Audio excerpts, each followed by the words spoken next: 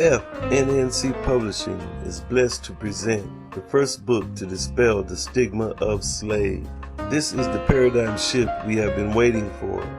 May we honor our ancestors in truth and spirit. I thank my ancestors. I thank my ancestors for the here and now. I know I could not be here without them. I thank my parents who are related to my ancestors. I know they have done the best that they know how. Even though it may seem like I am in hell, my ancestors have provided a sanctuary for me and those like me. They have proven that they love me more than I love myself. No healing can take place until the illness is acknowledged and understood. Contents for Part 4. Reason 2. Effect on mind and esteem. The goals and effects of slavery. The effects of believing our ancestors were slaves. The power of an assumed major premise. The good tree and the bad tree. Self-image controls our actions. The law of subconscious activity. The Dial test. Self-fulfilling beliefs. Mental disorders. Self-destructive behavior. A common cause or source. A common core negative belief. The drum major instinct. Self-esteem and survival. Summary to date. They set the slave free. They set the slave free, striking off his chains. Then he was as much a slave as ever. His slavery was not in his chains, but in himself. They can only set free men free, and there is no need of that. Free men set themselves free. James Oppenheim. Slavery and colonialism have had the most profound influence on black people in the history of black African people. In the history of human beings, its impact is only matched by the invention of the computer. For black people, this is a new situation and lesson in history. However, in order to cope, we must find new solutions and learn from the information and lessons that our past has taught us. It must take place on an individual and family level. At the same time, we must apply the laws of cause and effect to our thoughts and beliefs. We are under attack on two fronts. Number one is how America is treating us. Most people define it as racism. And number two is how we are treating each other. The latter being most important because a house divided against itself cannot stand.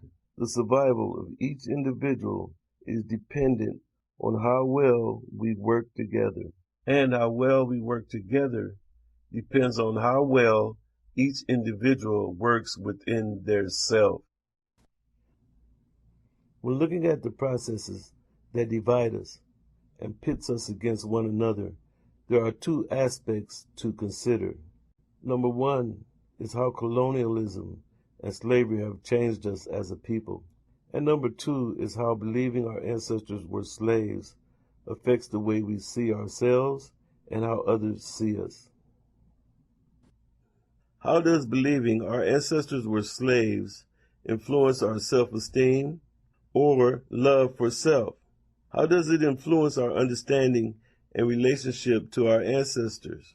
How does it influence our thinking and our actions?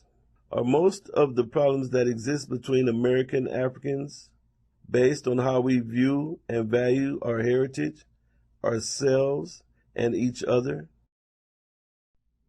Are the heinous black-on-black crimes that we see in the news almost every day related to the mental disorders that Dr. Naeem Akbar describes as alien self-disorder, anti-self disorders, self-destructive disorders, and even organic disorders? Since thought precedes action, could these disorders be connected to the belief that our ancestors were slaves? Caution. We do not want to paint a picture of our condition that is so grim that it makes us feel hopeless. Yet, we find ourselves in a precarious condition.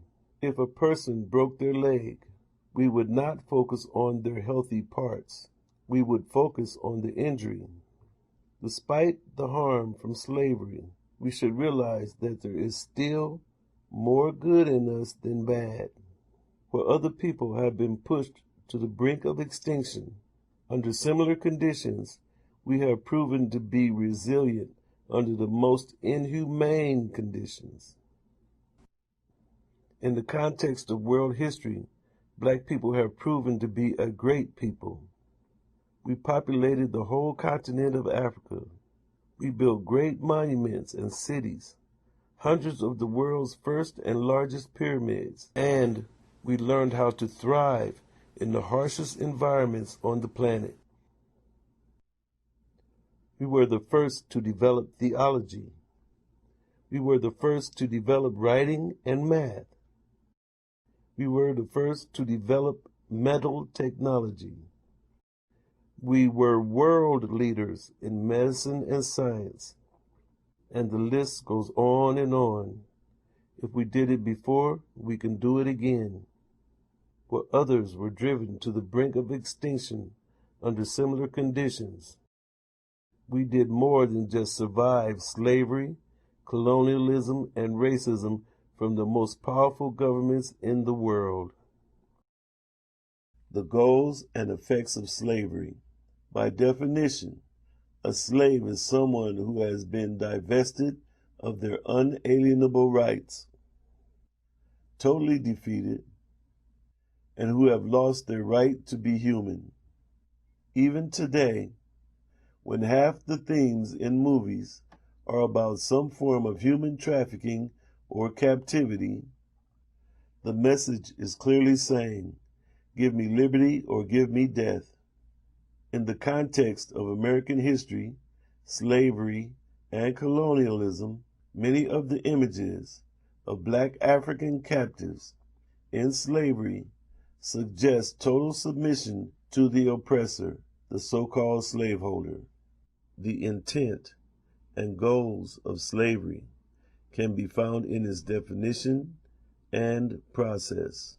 They are divested of all freedom, lost power of resistance, wholly subject to the will of another, wholly under the control of another.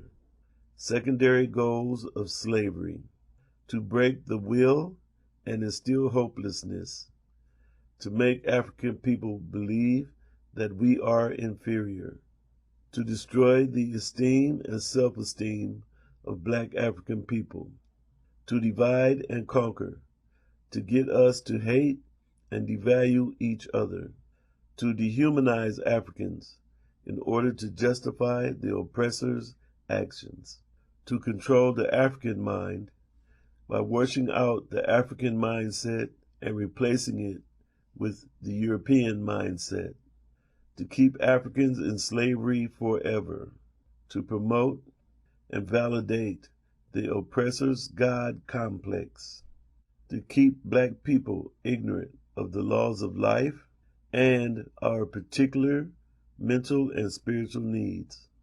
Their intentions from slavery are still in effect because they are embedded in the American culture. Their intent was to make slaves of black Africans for indefinite generations.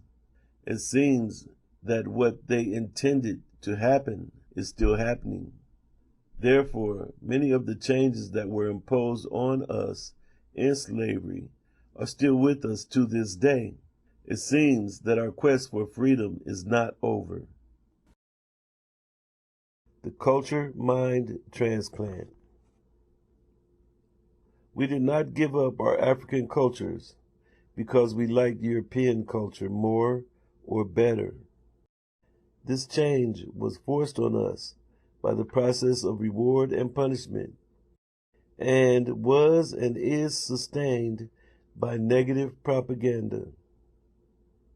It was supported by every American institution up through the days of Jim Crow, 100 years of lynching, and in the high-tech media that is all around us to this day.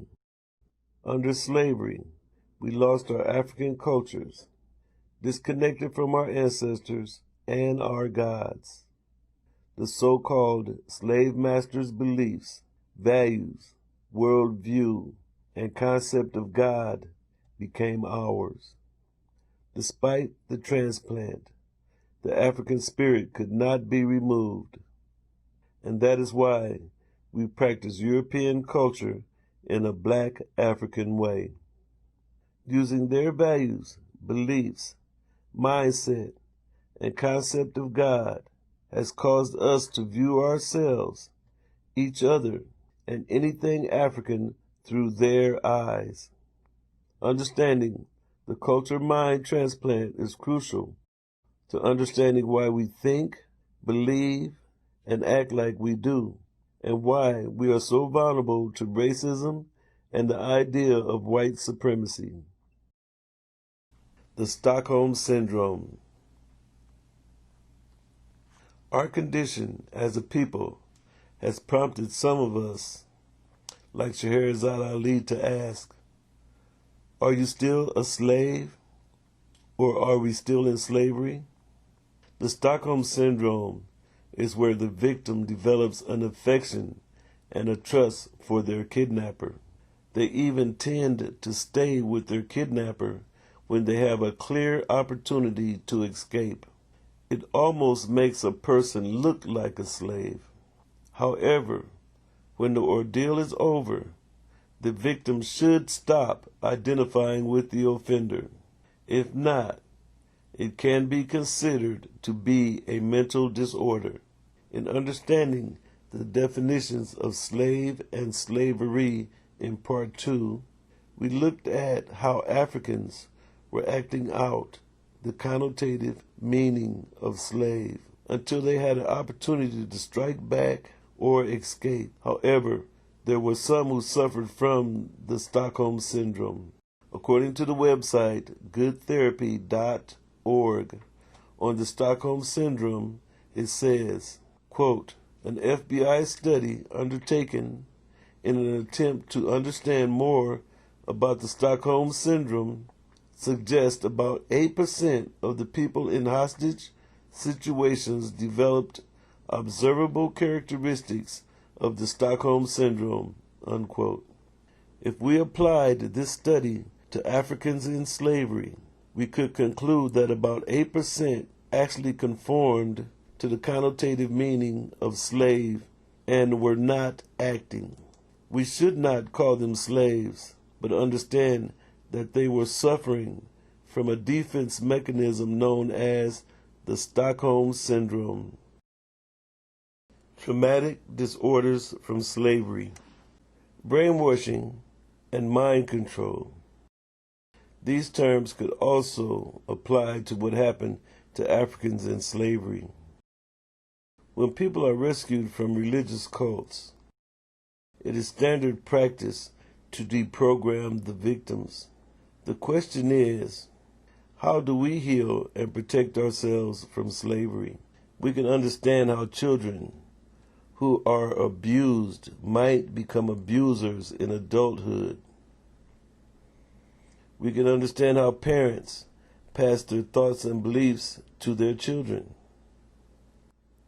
The state of Black America is clear proof that the effects of slavery are still with us, and that the thought process behind slavery is still part of American culture. Calling our ancestors slaves helps to sustain these effects. What is the thought process that is causing the internal conflict that we have been experiencing? Where does it come from? How long have we had this problem? Who benefits when our families are divided? When we shoot and kill each other? When we go to prison for petty crimes? When we refuse to educate ourselves? and when we engage in self-destructive behavior. Prompted by racism and prejudice, a large percentage of our disproportionate suffering is based on what we are doing to ourselves in the form of black-on-black crime and dysfunction in our families.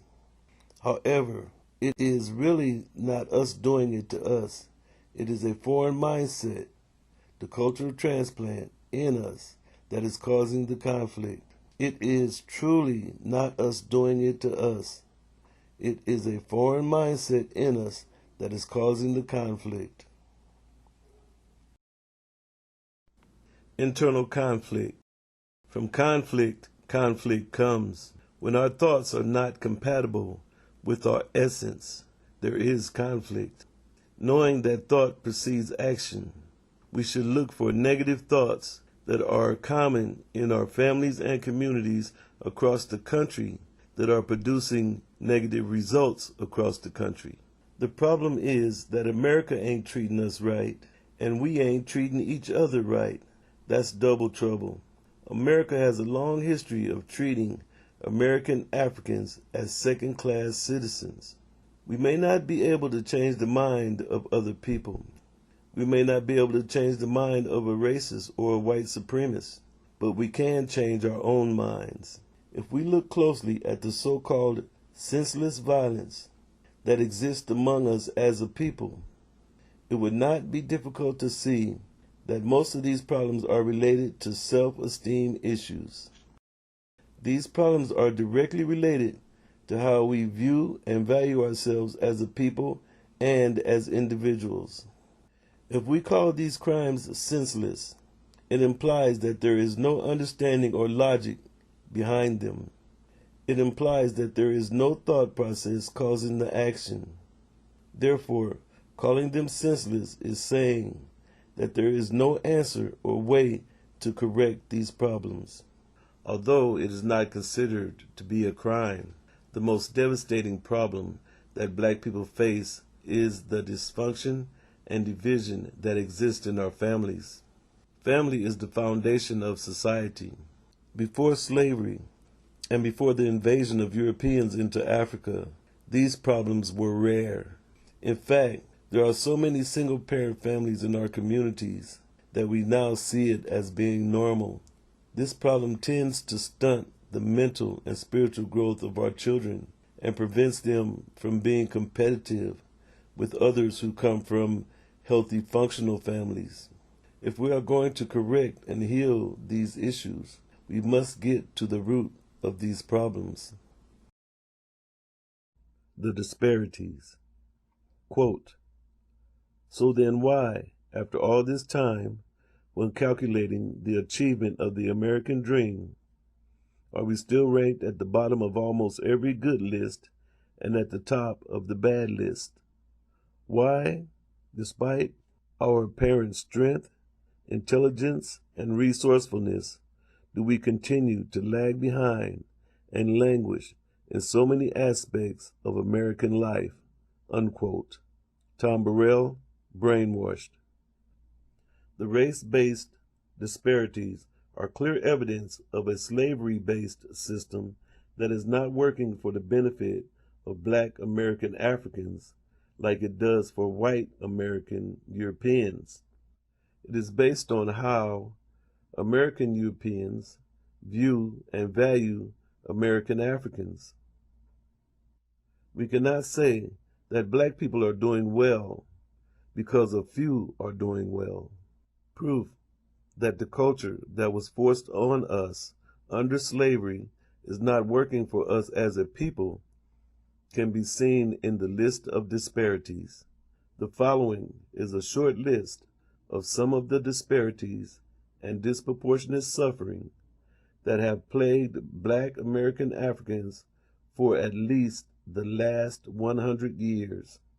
Infant mortality, single-parent households, families living in poverty, highest black African male unemployment, highest black African male incarceration, high teenage pregnancy, failing school system, highest level of high school dropout rates, highest wage gap between European and African Americans, poor access to health care and quality housing, food deserts in black communities, highest levels of illiteracy. We may not be able to change their way of thinking and overcome the disparities, but we can correct and heal ourselves from the mental disorders that Dr. Naim Akbar describes as the alien self disorder, the anti-self disorder, self-destructive disorder, and even some organic disorders. We can learn how to heal, correct, and overcome the things that are creating the great conflict that exists in ourselves, our families, and communities. We can develop a world in a world that is conducive to our growth and development. We can turn our homes into sanctuaries where we honor our ancestors and our African heritage. We can change how we feel about ourselves and each other by changing the beliefs we have about our ancestors and our African heritage. The effects of believing our ancestors were slaves. Not only are we still suffering from slavery, we suffer from believing that our ancestors were slaves and that we are the descendants of slaves. Believing our ancestors were slaves stems from the mental and spiritual damage from being in slavery. The process and the belief helps to support the disparities mentioned above. Believing that our ancestors were slaves supports a negative concept of self and other negative beliefs about black people. Calling our ancestors slaves lays the foundation or groundwork for other negative beliefs and perceptions to grow on. Thought dictates conduct and conditions. Some people will tell you that conditions shape thought and conduct. However, thought also shapes conditions.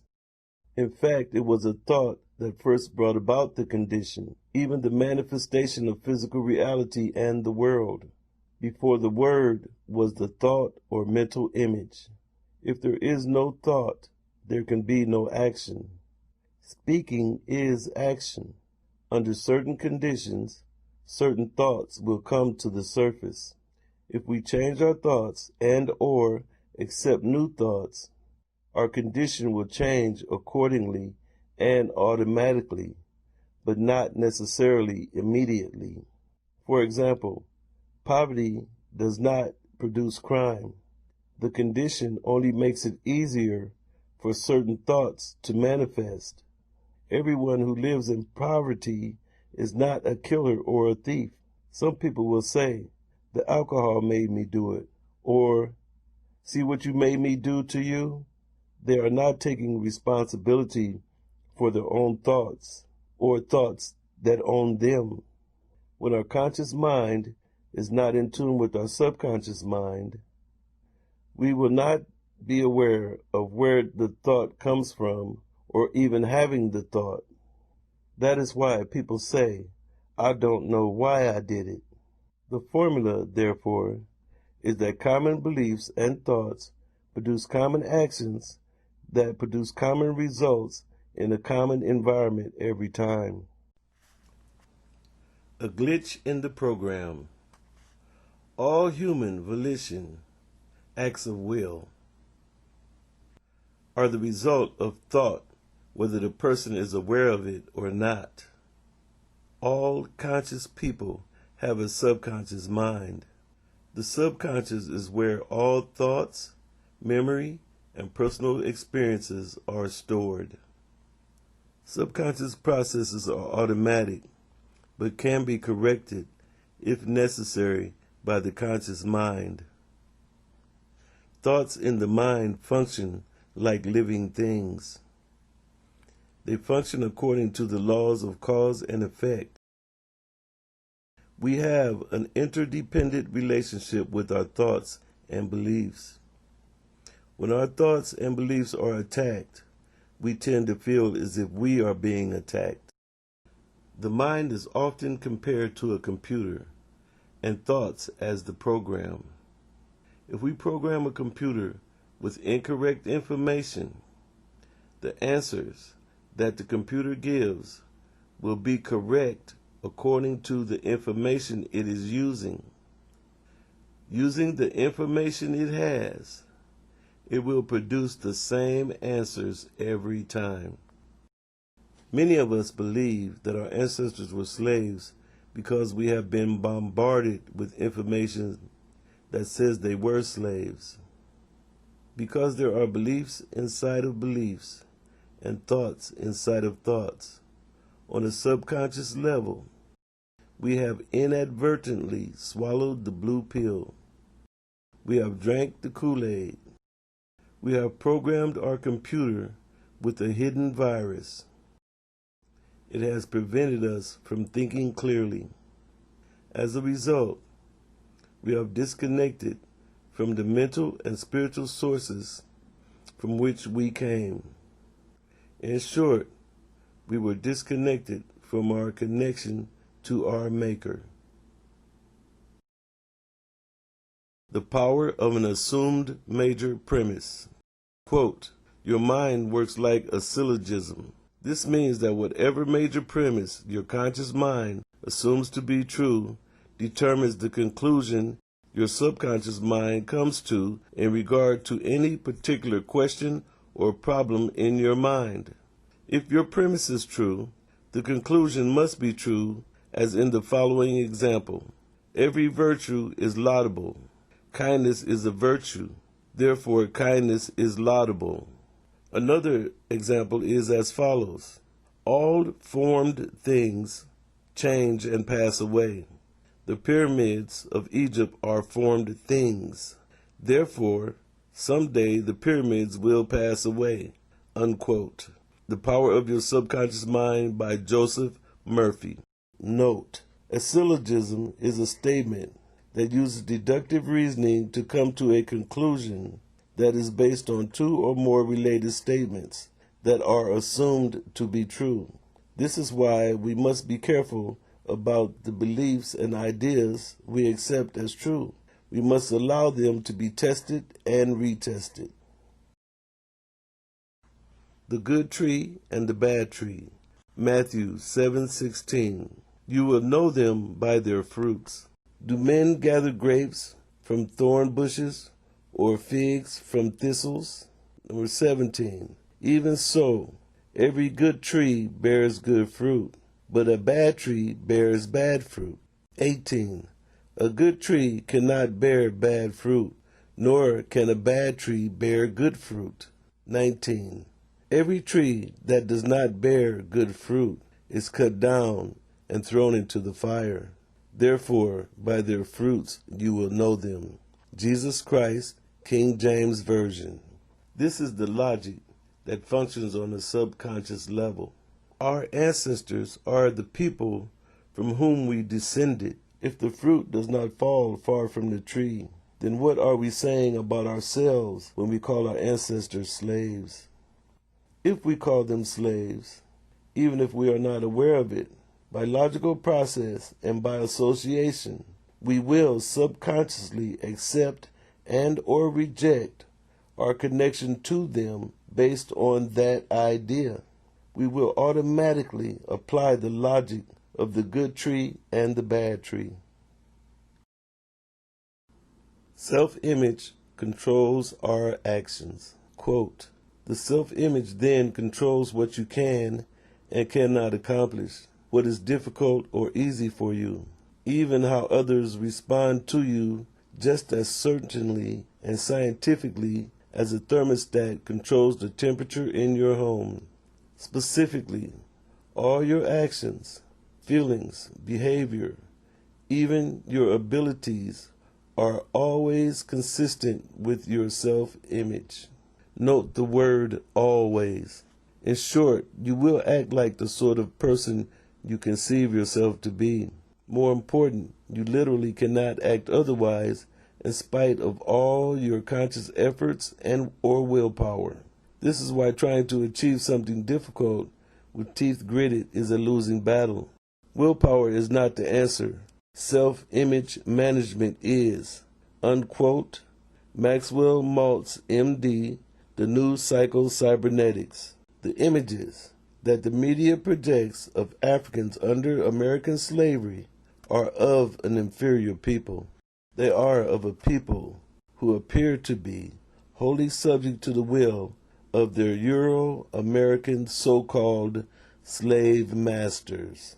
They appear to be of a people who did not have the will or the power to resist inhumane treatment. We have been taught that while the so-called slave masters were saying, "Give me liberty or give me death," we were submitting to slavery without any type of noteworthy resistance. If we believe we are the descendants of this type of people, our calculations about who we are will be based on that premise. When people subconsciously believe that they are bad, evil, or inferior, they will justify and value those characteristics and feelings because they innately have the drum major instinct. They need to feel good about themselves, and this generates the need to justify their beliefs, thoughts, and actions. They are correct and justified according to the information they are using. So to them, bad is good, good is bad, right is wrong, and wrong is right. This thought process is reflected in our language, our music, and in the streets. As a result, to this day, many of us have no problem calling ourselves and each other pimps, players, hustlers, gangsters, thugs, hoes, dogs, bitches, killers, etc. And if we see ourselves and each other as being these types of people, we will act accordingly. The law of subconscious activity. Quote, "Your subconscious mind makes all your words and actions fit a pattern consistent with your self-concept and your innermost beliefs about yourself. Your subconscious mind will move you forward or hold you back depending on how you program it." Unquote. Brian Tracy, Universal Laws of Success. Understanding this process, we can see how calling our ancestors slaves influences the way we view and value our ancestors and ourselves as their descendants. We have been taught that under slavery, black African people were slaves to American Europeans. We have been taught that black African people were divested of their unalienable rights. Unalienable rights are God-given rights. Who has the power to take away God-given rights? We have been taught that under slavery, black people submitted to slavery according to the definition of the word slave. Therefore, what kind of conclusions can we come to about ourselves as black American Africans? Since we have already proven in part 3 that the word slave does not apply to our ancestors who were in slavery, we are looking at the effects of believing that they were slaves. The Dial Test. The fact that most American Africans are suffering from an identity problem and a negative perspective of self, which is learned at an early age, can be seen in the Dial Test done in 1954 by Kenneth and Mamie Clark and by Carrie Davis in her film A Girl Like Me in 2005. Both tests produced almost identical results, and I believe if the tests were done today, the results would be very similar. Clearly, the problem that these children have in identifying with these dials is based on what they learned from those around them. I encourage you to search the web for the black dial, white dial test by those mentioned above. I also encourage you to search for and read the article under the heading below. It was also published in the Final Call, September 14, 2006. The following are excerpts from the article. New dial test produces ugly results. by Hazel Trice Edney, NNPA, Washington correspondent. Originally posted 8/16/2006. Quote, the children are from a Harlem daycare center, and 15 of the 21 children surveyed preferred the white doll over the black one, a result that has astonished many. The reassuring female voice asked the child a question. Can you show me the doll that looks bad? The child, a preschool-aged black girl, quickly picks up and shows the black doll over a white one that is identical in every respect except complexion. And why does that doll look bad? Because she's black, the little girl answers emphatically. And why is this the nice doll? The voice continues. Because she's white. And can you give me the doll that looks like you? The little girl hesitates for a split second before handing over the black doll that she has just designated as the uglier one. Gail Wyatt, a professor of clinical psychiatry at the University of California at Los Angeles, says she would recommend to any parent to instill racial pride into their children well before preschool, unquote. Note, having racial pride does not cause a person to look down on other races. In a culture composed of many races, it can only give a person the esteem to feel as worthy as others.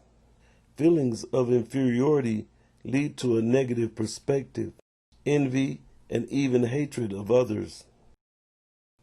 The point here is that our children are learning these negative images and experiencing internal conflict about who they are before they even go to school and start learning about black history, slavery, or African history. When they are taught that black people were slaves to white people, it only solidifies and confirms what they have already been learning.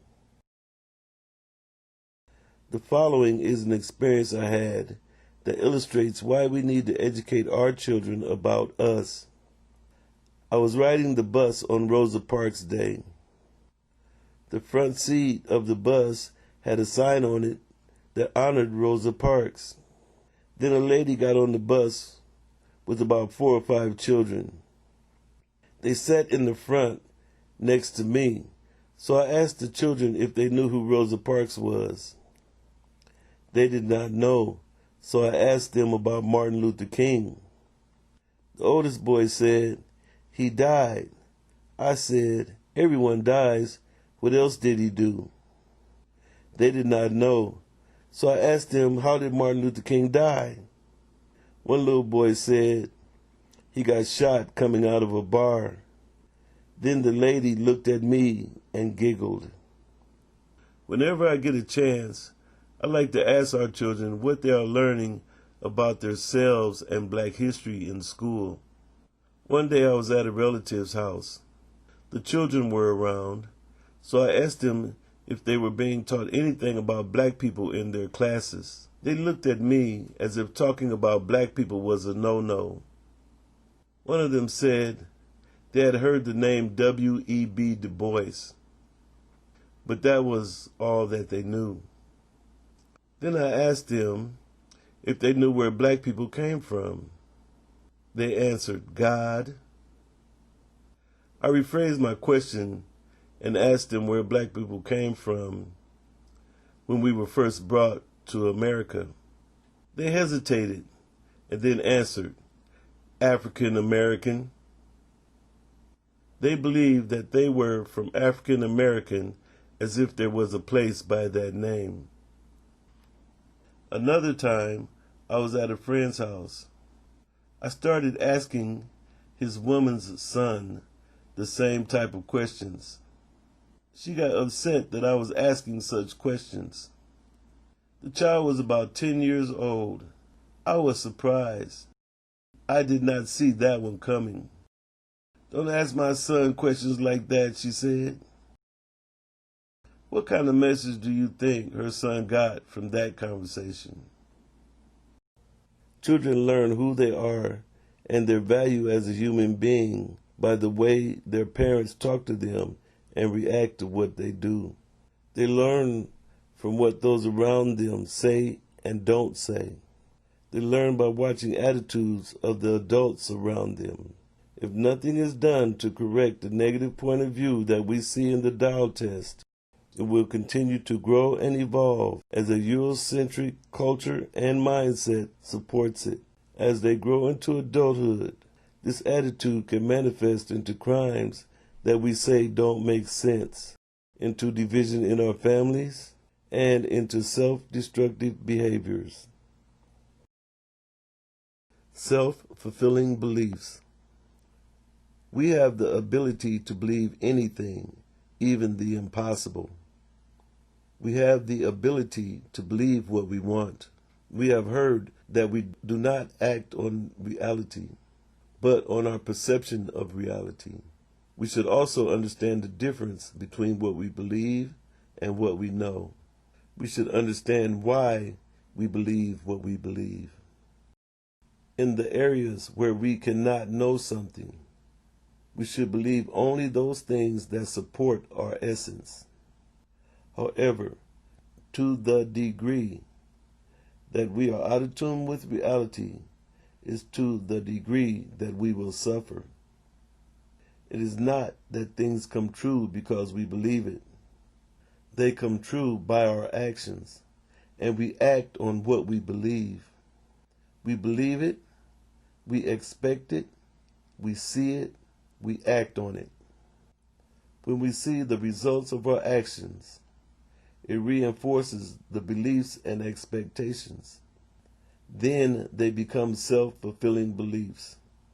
There is a vast amount of information on the power of belief on the web and in libraries. One of the main reasons why so many believe the negative stereotypes and images of black people is that they are looking at black people through the eyes of a Eurocentric culture. Clearly, Euro-American culture has a long history of promoting negative propaganda about black people. When we consider the effects of the culture mind transplant, we can understand why so many have a negative perspective of black people. There are no black American Africans who have not been exposed, even overexposed, to this propaganda. Mental disorders. Although money may keep some of us off of the list of disparities, it cannot protect us from mental disorders.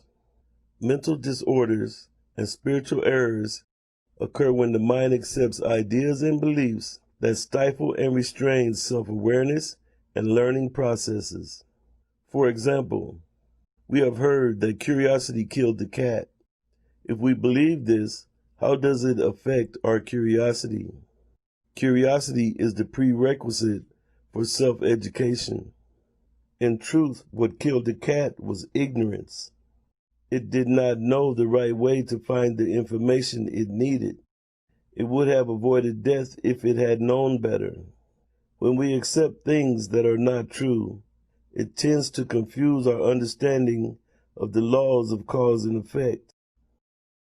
Like Stevie Wonder said, when we believe in things that we do not understand, we suffer.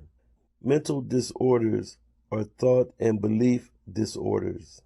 When our thoughts and beliefs are not in harmony with our essence and reality, we experience internal and external conflict and make physical and spiritual errors. When this happens, we regret what we did. Believing that our ancestors were slaves tends to lead us to reason 3, abandonment of form, and reason 4, to commit a form of blasphemy. In the physical world, no one or anything is 100% good or bad. Considering this, we should have compassion when we recognize disorders in other people and in ourselves. According to Tom Burrell, Joy DeGruy, Scheherazade Ali, and many others, all of us are suffering from the brainwashing, the culture mind transplant, and the trauma from the days of slavery. Therefore, it is important that each one of us continue to do a self-evaluation and work toward correcting or healing our own disorders. No healing can take place until the disorder is acknowledged and understood. When the belief that our ancestors were slaves and other negative images of Black American Africans are added to the embedded systematic racism in a European and Euro-American culture and the trauma from slavery that has been passed from one generation to the next, it promotes the mental disorders that Dr. Akbar describes in his book, Akbar Papers in African Psychology, in the chapter Mental Disorders of African Americans, 1980. They are the alien self disorder, the anti-self disorder, self-destructive disorder, and organic disorders. We can see the alien self and anti-self disorders in the Dow test. The names of these disorders appear to be self-explanatory. However, for a deeper understanding, it would be better to read Dr. Akbar's description of each disorder. It is not hard to see how alien self and anti-self disorders tend to lead people to self-destructive behavior and even to organic disorders, as there is a direct connection from the mind to the brain to the body. Stress can lead to mental and physical illnesses, and depression can lead to death. Today, we have just as much or more stress, depression, and self-destructive behavior in our communities as we had during the days of slavery.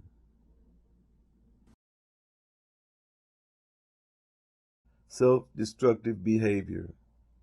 The problem is not with something in our nature or our ability to think, but it is with the information we are using. It is like using the wrong type of gas in a good car and thinking something is wrong with the car. As one thought leads to another related to it, as there are thoughts inside of thoughts, by the laws of cause and effect, as we will subconsciously apply the logic of the good tree and the bad tree, we can see how believing that our ancestors were slaves leads to and supports negative thoughts and beliefs about Black African people. And by association, we can see the influence that the collective mind has on the individual mind as part of that collective. Just because a thought is in one's mind, it does not mean that it came from the self. It does not mean that the thought is there for the benefit of the mind in which it dwells. Self-destructive thoughts are like a virus that destroys the host. Just like a germ or a virus can enter the body, so can thoughts and beliefs that are destructive to the mental and spiritual health of its host. Therefore, we must be careful of the thoughts that we accept as true. Every thought and belief that we believe is true will produce its own results. The formula, therefore, is that common beliefs and thoughts will produce common actions that produce common results in a common environment every time. Much of the division in our families and criminal activity in our communities, especially impulsive hateful crimes where the risk is not worth the reward, is self-destructive behavior. In most cases, the offender has little to gain and then gets caught in a very short period of time. We see examples of it almost every day in the news. We call them senseless crimes because we do not understand the thought process behind them. Self-destructive behavior can range from dropping out of high school, especially in a high-tech society, to murder of those who look more like self than anyone else for petty reasons, to suicide by cop, to reckless and reckless driving, and drug and alcohol abuse. Many of these problems are due to misunderstandings, negative expectations, mistrust, and the belief that a person can own another person, all of which can be related to esteem issues and conflict in thought and belief. They are the result of thoughts that are not in tune with reality. Although it can be understood according to the laws of cause and effect, self-destructive behavior cannot be justified. A family divided against itself cannot stand. A community divided against itself cannot stand. Then, how will the individual stand? The breakup and dysfunction of our families, which is the foundation of the community, tends to stunt the mental and spiritual growth of all our children and prevents them from being competitive with others who come from healthy, functional families and communities. It is a spiritual and a physical law. A house divided against itself cannot stand. A football team whose members are constantly fighting each other will not be a successful team. It will not be a team that will continue to exist. Not only does the team lose, everyone on the team loses. Only their adversaries benefit. Black-on-black homicide and suicide are the ultimate forms of self-destruction, but no more deadly than the division in our families. Sometimes it is necessary to tear down in order to build up. However, there is no benefit in it when there is no growth for self. When our African identity is abandoned with no intent to rebuild or reform, it is destruction of that identity. For black people to ignore the fact that black people's African identity is being suppressed is self-destructive behavior. An attack on our essence, our essential identity, is an attack on our existence. Jewish people understand this because they know that thoughts lead to actions. As a result, they have formed the Anti-Defamation League. Even the hint of defamation would bring their wrath. A common cause or source. If there are 10 people in a room and one of them gets sick, we might think that the cause is something specifically related to that person. If 8 people get sick, we might start looking at a common cause, something that everyone in the room was exposed to. There are reasons why Black American Africans suffer disproportionately in the land of plenty. What could be the source or cause of the mental disorders that are driving epidemic numbers of black people to self-destructive behavior, gun violence, black-on-black crime, and to sabotage our own families? What could disrupt our natural state of mental health and cause Black American African personalities to become dangerous and pernicious, especially towards other Black American Africans? If we are seeing high rates of self-destructive behavior, black-on-black crime, division in our families, and rejection of our African heritage all across America, it will only be logical to look for common thoughts and beliefs that are related to the issues. Poverty and low education are conditions that exacerbate or worsen negative thoughts, but they are not the direct cause. They are conditions that make it easier for negative thoughts to manifest into actions. Thoughts and beliefs are the source of all human actions. Conflict and division in our communities, self-destructive behavior, is clearly a problem that reflects how we view and value ourselves and each other. A core belief. Like all other beliefs, they possess the qualities of living things. They want to live. They want to be accepted as true and real. Core beliefs have deeper roots, are older, have more connections, and more energy than everyday average less important beliefs. Generally, core beliefs are seldom contested because they are learned at an early age from parents and older people. If they are learned later in life, they may act as a hub or connector to other beliefs. They function like linchpins that hold and connect other beliefs together. They often are prerequisites to other beliefs. They are used to validate related beliefs. They serve as the foundation for beliefs that grow from them. Core or central beliefs tend to have more energy than their peripheral, secondary, or stem beliefs. Although any belief can become more important than all others at times under certain conditions, core beliefs are always an underlying factor, constantly running in the background. Core or central beliefs can even take priority over what is known to be true or real.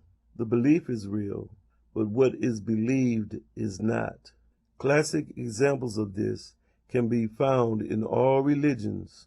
Beliefs about our origins, ancestry, and history are core beliefs because they serve as the foundation to our identity. The belief that our ancestors were slaves is a core belief. If you can get people to believe that the impossible is possible, you can get them to believe almost anything is possible. If a core belief is changed, it automatically influences its connecting, peripheral, secondary, or stem beliefs. A common belief. In most cases, core beliefs are also common beliefs as well. The power of any belief or thought is dramatically increased when many people believe it or think it rather than a few.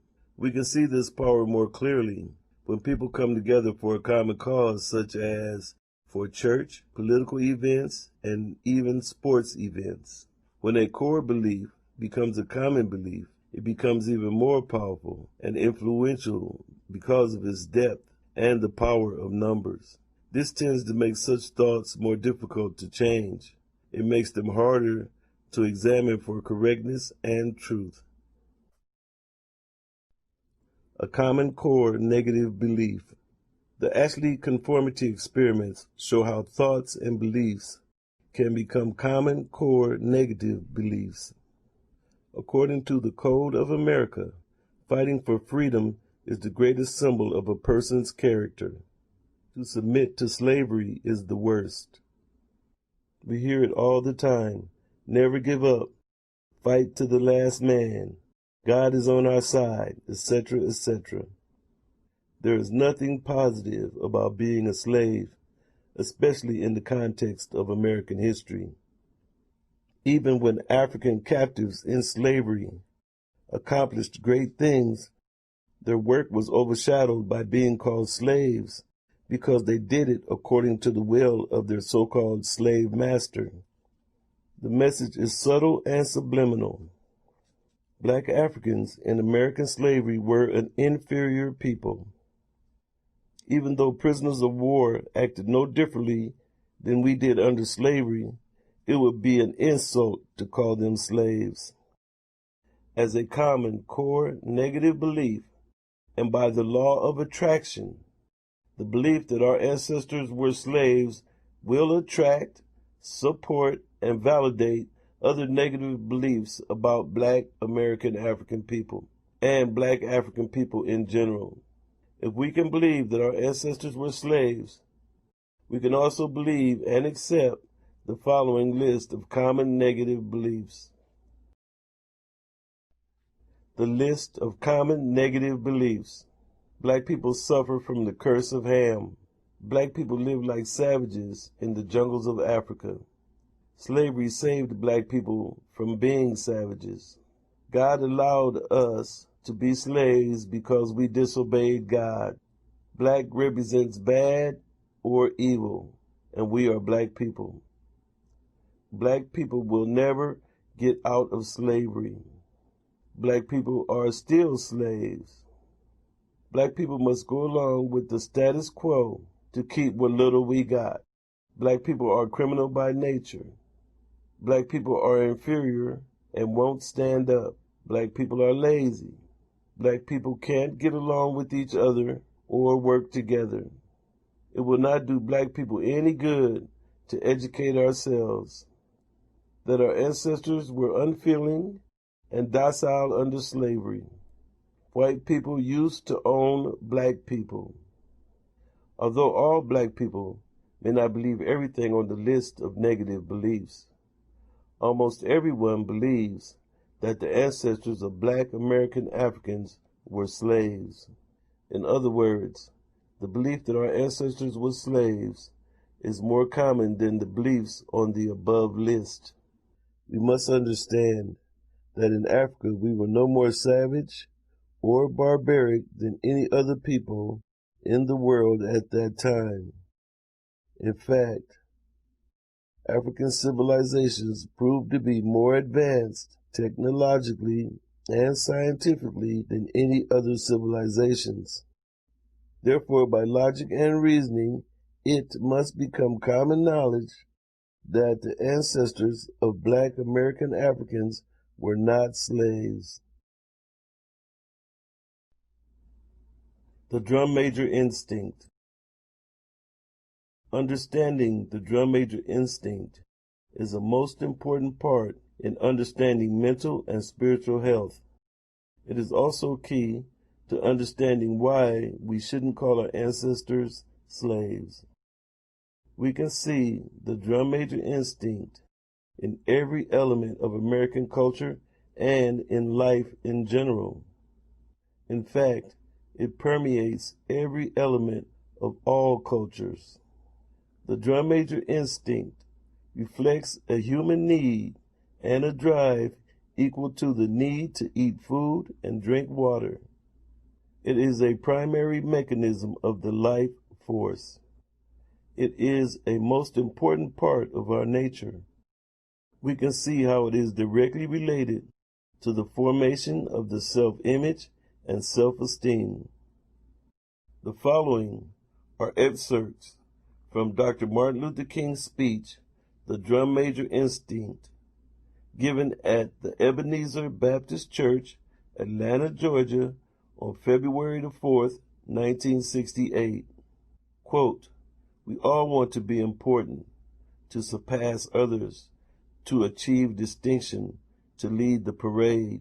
Alfred Adler, the great psychoanalyst, contends that this is the dominant impulse. Sigmund Freud used to contend that sex was the dominant impulse.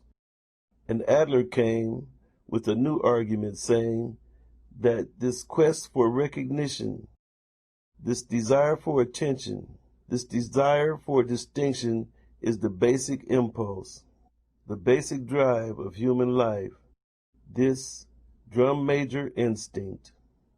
And you know, we began early to ask life to put us first.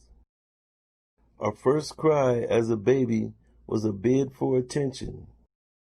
And all through childhood, the drum major impulse or instinct is a major obsession. Children ask life to grant them first place. They are a little bundle of ego, and they have innately the drum major impulse or the drum major instinct, unquote. If we were born with the drum major instinct, we probably had it before we were born. This drive is directly related to the need for a healthy ego and healthy self-esteem. It is directly related to our life force. It is directly related to our unalienable rights and the pursuit of happiness. Dr. King goes on to say, quote, Now, in adult life, we still have it. We like to do something good, and we like to be praised for it. Everybody likes it as a matter of fact. Nobody is unhappy when they are praised, even if they know they don't deserve it, and even if they don't believe it, unquote. We can see it in individuals as well as in whole societies. It dominates the business and the advertisement industry. Every business and institution will tell you that they are the best. Every society says their way of life is the best. They always say that their actions are for the good cause. Continuing the quote, Dr. King says, quote, "There comes a time that the drum major instinct can become destructive. If this instinct is not harnessed, it becomes a very dangerous, pernicious instinct. If it isn't harnessed, it causes one's personality to become distorted," unquote. When he was talking about the DMI needing to be harnessed, he was talking about the God complex in American Europeans, the government, and their need to control other people. This explains why they tried to make slaves of African people, which was not necessary when we were already indentured servants. What is the difference between a slave and an indentured servant? Not only must the drum major instinct, the DMI, be harnessed, it must also be nourished. I repeat, it must also be nourished. It must be fed a healthy diet. If not fed a healthy diet, it will produce similar results to not being harnessed or controlled. You can call the DMI the ego, self-esteem, etc., but a rose by any other name is still a rose. This inborn need and drive should not be undervalued. A malnourished DMI is at the root of all our disproportionate suffering, and by the information we are using, it is causing our house to be divided against itself. If not fed a healthy diet, it leads the mind to do crazy things, to hallucinate, to be destructive to others, and even to be self-destructive. When transposed, we can see how it will follow the same unalterable laws that govern physical health when the body is not fed a healthy diet. The problem is with the information we are using to feed or not feed the DMI. As the DMI in us reacts to the belief that our ancestors were slaves and that we are the descendants of slaves, along with other negative propaganda, we can see how most of us have no desire to identify with our own ancestors or to learn more about American African history, and cultures, and even learning in general. It tends to kill the compassion that we might have for each other. It has led many of us to become apathetic and numb to our own mental and spiritual needs, not to mention how it influences how others see us as a people and how it supports racism. Self-esteem and survival. Quote, "Self-esteem is essential for psychological survival. You have the capacity to define who you are and then decide if you like that identity or not. But when you reject parts of yourself, you greatly damage the psychological structures that literally keep you alive." Unquote. McKay and Fanning self-esteem. There is no doubt that believing our ancestors were slaves has a negative influence on our esteem and self-esteem, the proof of which can be seen in our families and communities. It has an influence on how we view and value each other. In varying degrees, In one way or another, all Black American Africans have been affected by this belief. The importance of correcting the error of calling our ancestors slaves cannot be overstated or overemphasized. This is a serious error that moves many of us to disconnect from our roots and nature. It is as deadly as any virus or disease. It has led us as a people to make other serious errors, such as abandonment of form and to commit a form of blasphemy, which will be covered in the upcoming parts 5 and 6 of why we shouldn't call our ancestors slaves. Correcting the error of calling our ancestors slaves is a paradigm shift. Let us make it common knowledge. So when someone calls them slaves, we should correct them. They were in slavery, but they were not slaves. This is the end of part 4. If you have not seen parts 1, 2, and 3, I encourage you to study these videos. They are important to understanding why we shouldn't call the ancestors of Black American Africans in slavery slaves.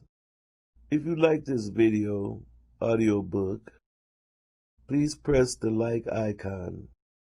Subscribe to this channel so that you will be notified when more videos become available.